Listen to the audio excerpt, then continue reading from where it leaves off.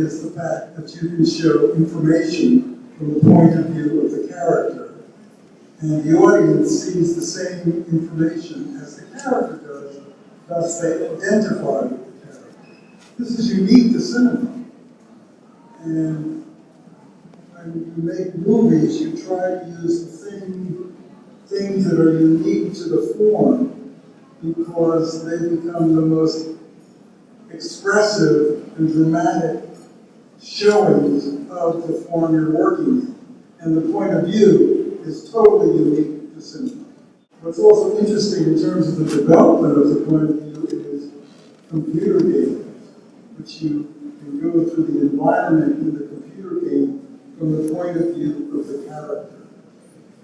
So the point of view has transformed itself into another form.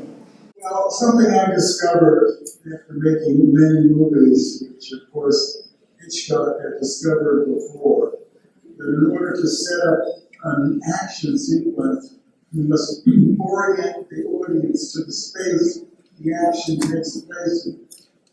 And of course, the best example from Hitchcock is the crop duster scene in North by Northwest, where you take an incredible amount of time to establish the space in which Cary Grant is in. You see the bus come and arrive, he stands on the lonely highway, he looks one direction, he looks another direction. It takes an extraordinary amount of time to lay out the positions of everything before the deadly crop duster is introduced. And this is something that is evident in The Untouchables, a sequence I literally made up because the studio wouldn't let us shoot a train chase.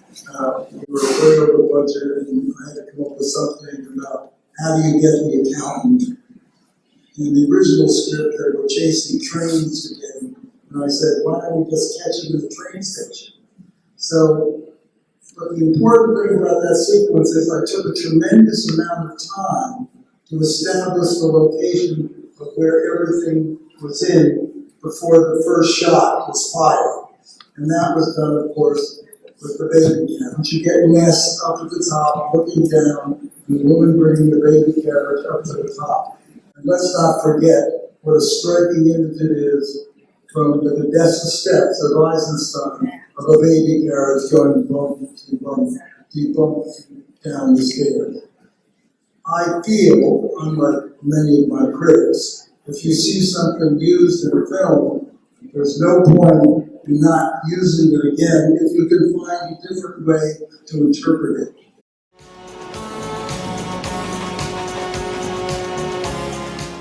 Yikes. The thing that seemed to be most memorable in shooting Carrie, in terms of working with a group of young actresses, was the scene in the shower where she first gets her period. I rehearsed these girls over and over again, but many had never made a movie before. And they were very uncomfortable with being naked. So, fortunately, Sissy, who played Carrie, I had to shoot all these close-ups of Sissy in the shower before. And Sissy was completely naked, and she did all the shots, and all the other girls looked at her and thought, my God, she's doing it, I guess I can do it too. So that helped a lot. But what happened was, when we first shot the scene where blood on her hand, and she goes to touch Sue Snell, when I first shot it, the girls went completely hysterical. I mean, and I could not follow the action because everything happened so fast. The girls were really great. They were acting out and jealous. But if the camera isn't there photographing it, it does not exist.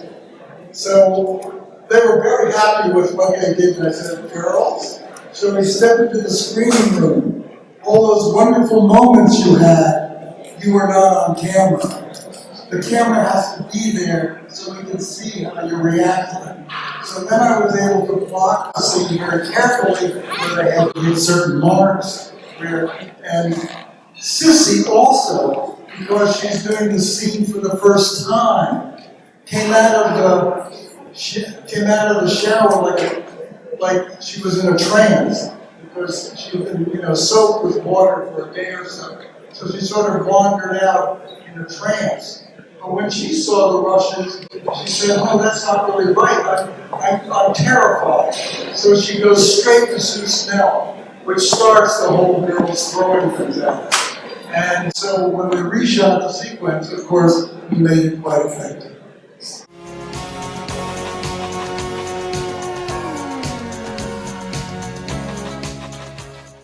We're just at the beginning of it.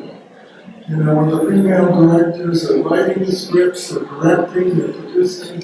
You see a lot of it on streaming television. And I was watching a series, it was entitled Dead to Me. I don't know if you're familiar with the series. Written, produced, and shot completely by women. And I'm very familiar with it because I went to graduate school at a women's college. I was the only guy around hundreds of women. So I'm very used to the way they interact with each other. But what was remarkable about this series that I remarked to my lady partner was, isn't it amazing? All the women are keeping their clothes on. When cable discovered nudity, that's all they did. Every show on cable, somebody was always undressed for one reason or another, having little to do with the story. For some years, it's the series where these women were interacting the way women were, and they kept their clothes on. What occurred to me was, they're not interested in women taking off their clothes, like we might be.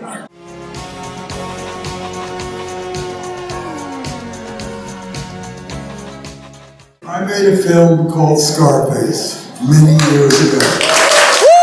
Last week, an actor friend of mine, a journalist friend of mine, said, "Did you realize DaBaby?" Does that mean anything to you? A rapper named DaBaby? Hello? No. Well, apparently there's a very big rapper named DaBaby. And my journalist friend said, "Have you seen this? It's been viewed, 100 million times on YouTube." DaBaby has done a rap song in which he does the chainsaw scene from Scarface as he's rapping. So Scarface infected the hip-hop culture in America, and it's been going on for decades.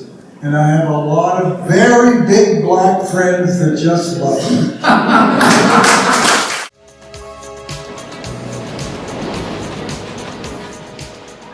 I saw Marriage Story last night. I'd seen it before.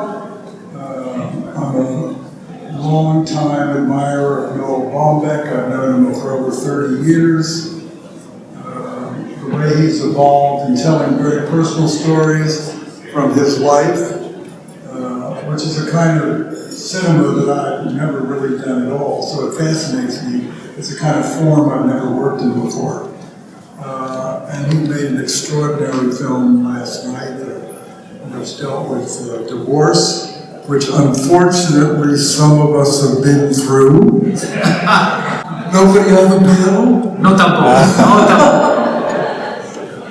I rest my case. It's no fun, I don't recommend it.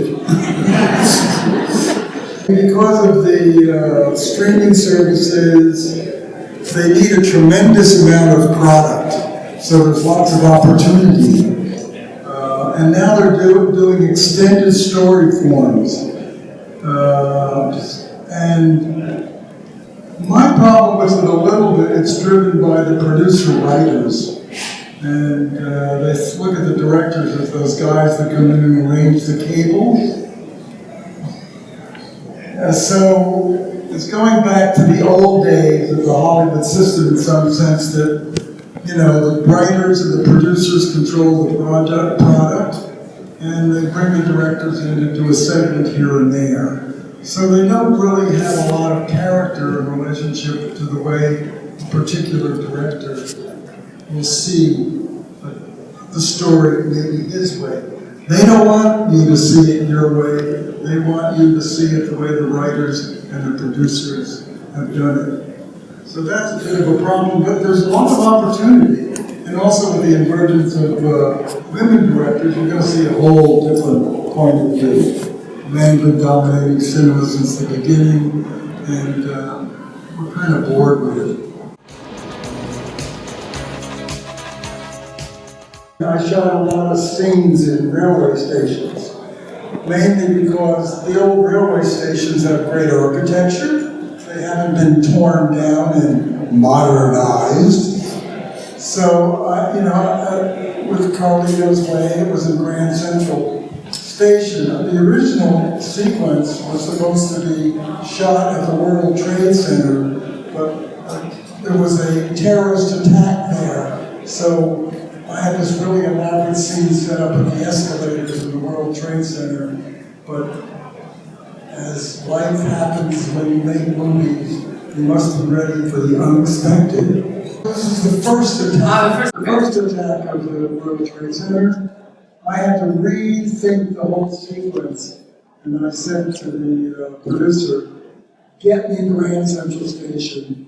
I'll figure out the sequence there." And that's what I did. And it's the same thing that happened in the Untouchables. We couldn't do the train chase. It was too expensive.